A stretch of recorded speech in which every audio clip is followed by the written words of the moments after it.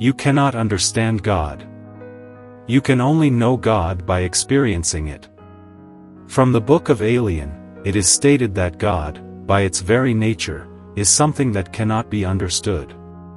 So, the pursuit of science to find God may never get there because God is not an entity with a beard and anger issues sitting on some throne. That is a human personification of God. God is everything, so the essence of God is right here within you. But in the presence of your ego, its over-identification with ego, God is missing from your awareness. Ego separates you from the divine, and it is ego that has given God so many attributes akin to it and has personified God. It has made God be some external entity that has a fully developed ego that is capable of judging and hurting. Can't you see every single personification of God is so ego-like? Take any mythology or any deity from any religion, and you will see an ego masked as God. That is the take of ego and trying to understand God.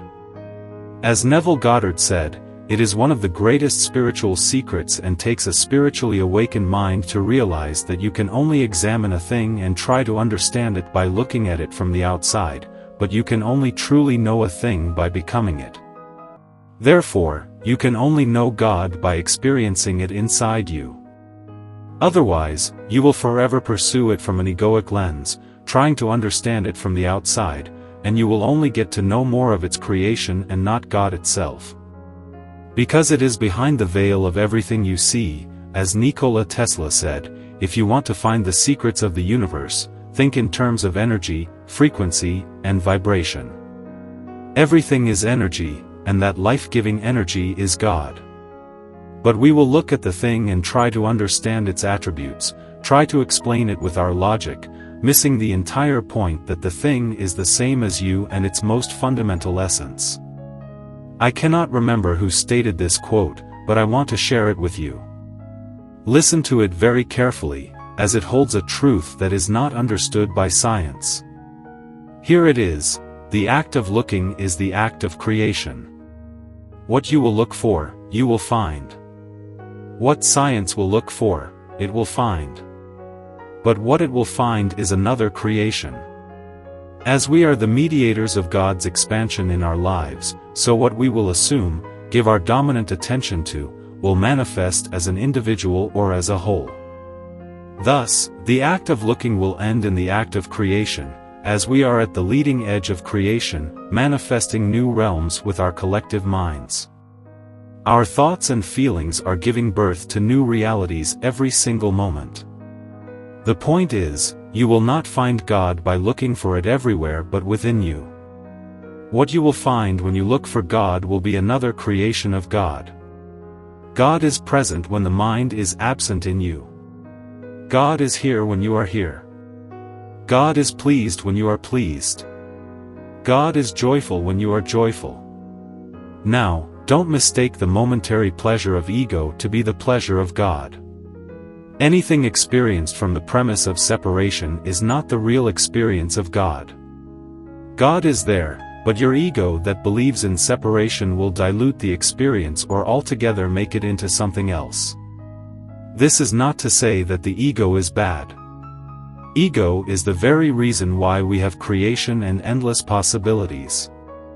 If we all knew who we are and believed in unity, there would be no motivation or need to create.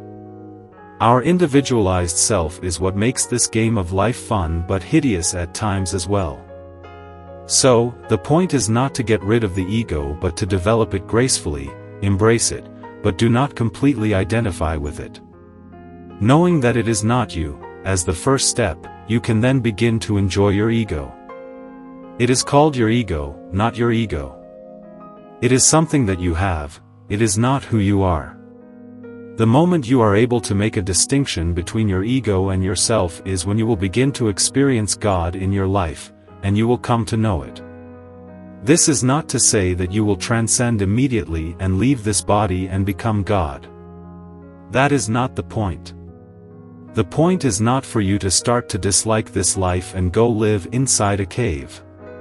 The point is for you to know God and then do God's will in your life, to do what God has intended for you to do. What is that? You know it, not your ego, but the real you.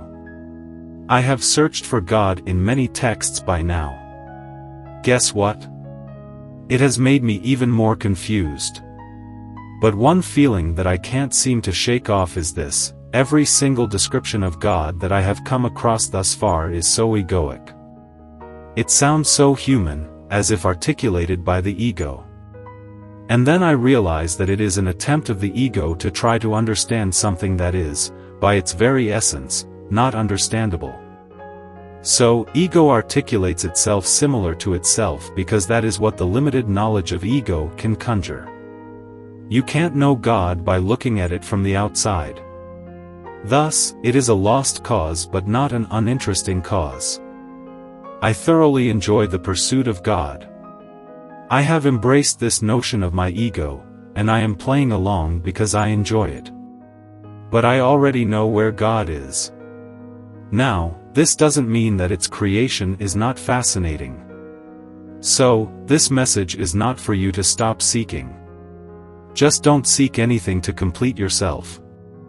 You are already whole and complete.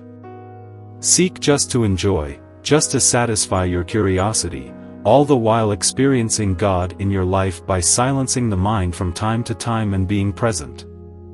Enjoy science, religion, and knowledge. Excel in this life, manifest a wonderful life, and enjoy the amazing experience of this world. But always carry the knowing of who you really are within, and carry the presence of God with you in your day-to-day life. It will make this game of life much more immersive and joyful. God is here. Be still and know that I am. If you like this video, then subscribe to our channel. Thanks for watching.